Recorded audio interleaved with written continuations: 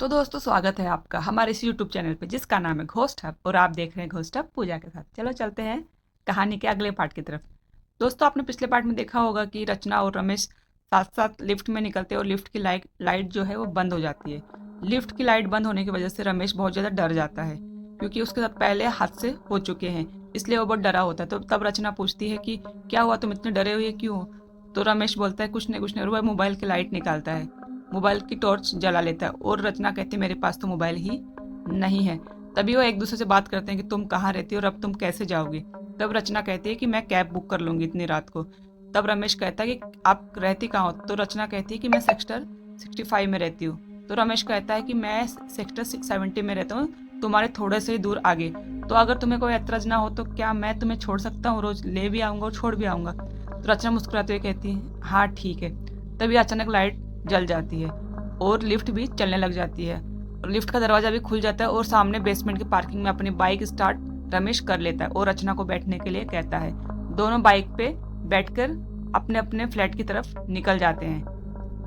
तभी 10 मिनट के बाद रचना कहती है बस बस यहीं मुझे उतार दो। अब रमेश कहता है रोकते हुए, बाइक रोकते हुए, यहाँ कहाँ जाओगी, यहाँ तो कब्रिस्तान है। तो रचना कहती है मुस्कुराते हुए कब्रिस्तान के दूसरी तरफ तो देखो। तो रमेश कहते हैं अरे हाँ वहाँ तो बहुत सारे मकान बने हुए हैं, अच्छा तुम वहीं रहती हो क्या? तो रचना कहती है इशारा करते हुए उस बड़ी वाली बिल्डिंग में ही मेरा फ्लैट है। तो रमेश कहता है अच्छी बात है।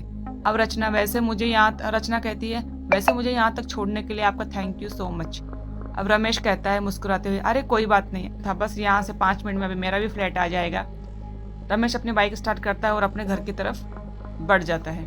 अब रचना कहती है वैसे अगर आपको बुरा ना माने तो क्या मैं आपके साथ हर रोज आ जा सकती हूँ? अब रमेश हंसते हुए मुस्कुराते हुए कहता है हाँ हाँ ठीक है, कोई बात नहीं, मैं तुम्हें छोड़ भी दूंगा और ले भी चलूंगा।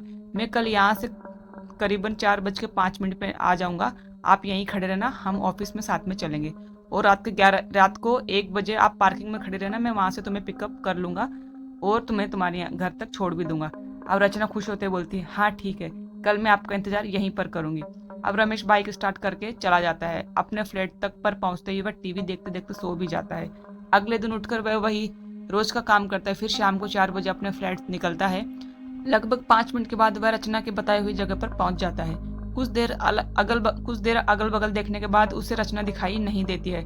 थोड़ी देर तक वह इंतजार करने का सोचता है, फिर वो थोड़ी देर इंतजार करने के बाद वापस इधर उधर देखता है कि रचना कहीं पे आ रही है क्या, उस तरफ से आ रही है, लेकिन वहां से कोई भी उसे दिखाई नहीं देता है। तभी अचानक रमेश की नज़र कब्रिस्तान पर पड़ती है और उसे ऐसा नजर आता है कि कब्रिस्तान का जो कोहरा है वहां से धीरे धीरे कोई चेहरे बाहर निकलते हुए आ रहा है।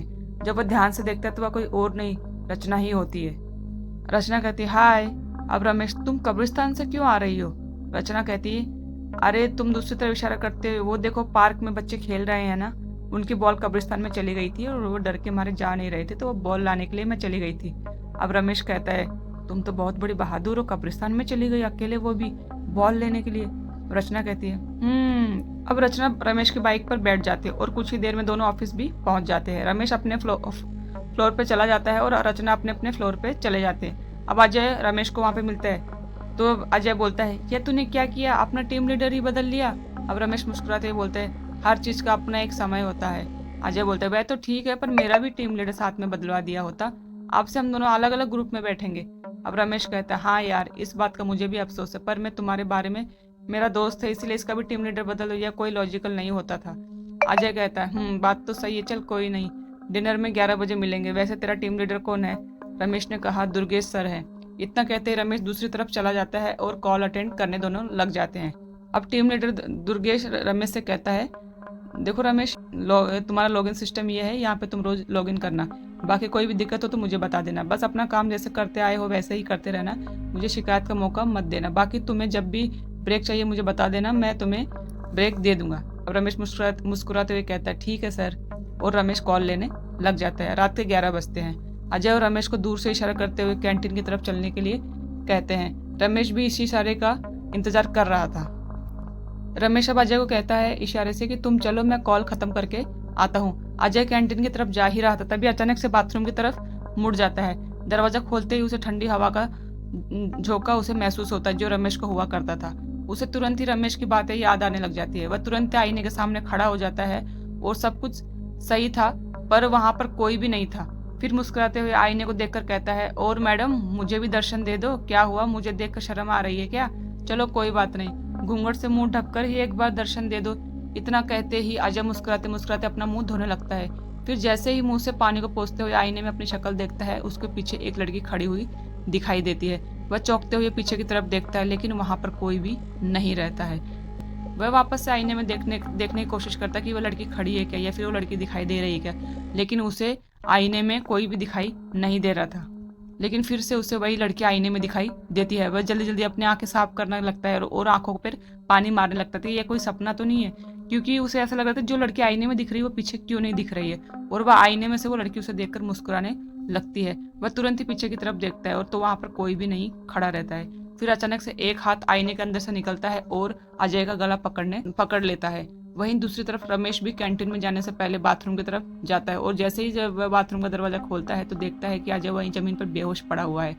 वह तुरंत ही सबको बता देता है कि इस घटना के बारे में। आनंद फानन में एक एम्बुलेंस आती है और पास के ही एक हॉस्पिटल में अजय को एडमिट कर दिया जाता है। रमेश अजय के साथ में जाना चाहता था, पर उसे जाने नहीं दिया गया। उसे कहा जाता है कि अपना शिफ्ट खत्म करके चले जाना। तो रमेश बिना डिनर किए वापस से कॉल लेने लगता है। उधर हॉस्पिटल में अजय को लगभग आधे घंटे में होश आ जाता है। उसके पास एक बेहद खूबसूरत सी नर्स बैठकर उसके हाथ से खून निकाल रही थी। अब अजय कहता है उस नर्स से, यह आप क्या कर रही हैं? अब नर्स मुस्कुराते हुए कहती है, आप आराम से लेटे रहिए, मैं खून निकाल रही हूँ सैंपल लेने के लिए। अब अजय बोलता है, लेकिन क्यों? नर्स बोलती है, कितने नासमझ हैं आप, सारा माजरा तो खून का ही होता है ना। अब नर्स अजय को देखकर मुस्कुराते हुए कहती है, इस खून से ही तो सर किसी का जीवन बचता है तो किसी की प्यास बुझती है। खैर छोड़िए ये सब, आप बताइए हमें बेहोश कैसे हो गए थे आप? अजय अपनी पूरी सारी बातें नर्स को बता देता है। वैसे मुझे कुछ कमजोरी सी लग रही है। नर्स कहती है, तब तकलीफ तो होगी ही, अगर किसी को दावत दोगे और खिलाओगे नहीं तो क्या होगा? अजय बोलता है, मतलब? नर्स बोलती है, अब आप मतलब बहुत पूछते हैं मुझसे, अभी मैं जा रही हूँ, डॉक्टर आने वाले, वही बताएंगे कि कब तक आपको यहाँ रुकना पड़ेगा। इतना कहते ही वह नर्स वहां से चली जाती है। नर्स के जाते ही बड़ा डॉक्टर अपने 2 असिस्टेंट के साथ आता है। अजय का रिपोर्ट देखते हुए कहता है, इसके शरीर में खून की कमी है, इसके ब्लड ग्रुप का खून ब्लड बैंक से मंगवाकर इसे चढ़ा दो। इतना कहते ही वह वहां से चला जाता है। लगभग 1 घंटे के बाद अजय को खून चढ़ने लगता है। रात के 1:30 बजे रमेश हॉस्पिटल आता है। रमेश कहता है अजय से, अजय मेरे दोस्त कैसे हो तुम? अजय बोलता है, तेरी बात बिल्कुल सही थी यार, मुझे अभी भी बहुत डर लग रहा है। रमेश बोलता है, अब समझ में आया ना कि मैं मजाक नहीं कर रहा था। अब अजय कहता है, हाँ यार अभी भी उस लड़की का चेहरा याद है। तभी नर्स फिर से आ जाती है। अब नर्स जो है वो रमेश को एक दवा की पर्ची देते हुए कहती है, आप जाकर स्टोर से ये दवा ले आइए। रमेश दवा लेने चला जाता है। फिर से एक इंजेक्शन से अजय का ब्लड निकालने लगती है वह नर्स। अजय कहता है, कितना ब्लड निकालोगे आप? अब नर्स मुस्कुराते हुए कहती है, ब्लड का क्या मतलब है साहब, मन ही नहीं भर रहा है, क्या करूं? वैसे आईने में देखकर आप इतना डर क्यों गए थे? अब अजय कुछ देर तक उसका चेहरा देखने के बाद, आपको यह बात कैसे पता चली कि मैं आईने में देखकर डर गया था? यह बात तो मैंने किसी को नहीं बताई थी। अब नर्स कहती है, अरे साहब मुझे नहीं पता होगा तो फिर किससे पता होगा? नर्स हूं ना, सब पता कर लेती हूँ। अब अजय बोलता है, मतलब? नर्स अभी मुस्कुराते हुए कहती है, हर बार मतलब लगता है मुझे मार ही डालेंगे आप। अजय बोलता है, अभी कितना ब्लड निकालेंगे आप? नर्स कहती है, अभी तो ये शुरुआत है साहब, आप यहाँ से एकदम सही होकर जाएंगे, आप भी खुश और मैं भी खुश, आपको परम शांति मिलेगी और मुझे खुशी। परेशान मत होइए, अब सारी जिम्मेदारी मेरी ही है। मेरी आंखों में देखो, आपको दर्द नहीं होगा। एक प्यार का समंदर है जिसकी लहरें आपको बार बार बुला रही हैं। अजय सब कुछ भूलकर उस नर्स की आंखों में देखने लगता है, धीरे धीरे उसके प्यार में खोने लगता है। तभी अचानक से रमेश आ जाता है। रात के लगभग 2 बज गए थे।